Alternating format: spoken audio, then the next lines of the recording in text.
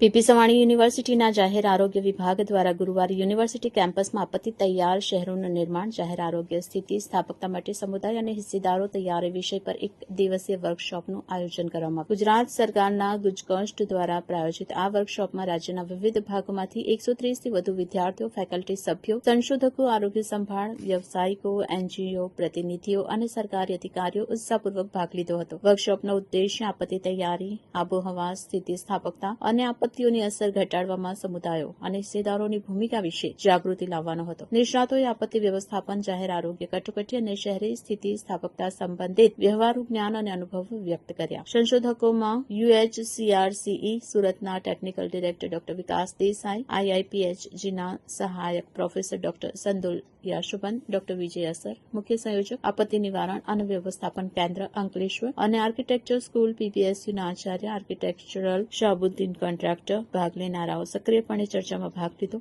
અને આપત્તિ જોખમ ઘટાડવા અને તૈયારીના પગલાં વિશે મૂલ્યવાન સમજ મેળવી. વર્કશોપનું સંકલન ડોક્ટર દીપક વિશ્વકર્મા, વડા, જાહેર આરોગ્ય વિભાગ PPSU, ફેકલ્ટી સભ્યો અને વિદ્યાર્થી સ્વયંસેવકો દ્વારા કરવામાં આવ્યું હતું. કાર્યક્રમ આભાર વિધિ અને આપત્તિ તૈયારી પહેલમાં વધુ સમુદાય ભાગીદારી માટે હાકલ સાથે સમાપ્ત થયો.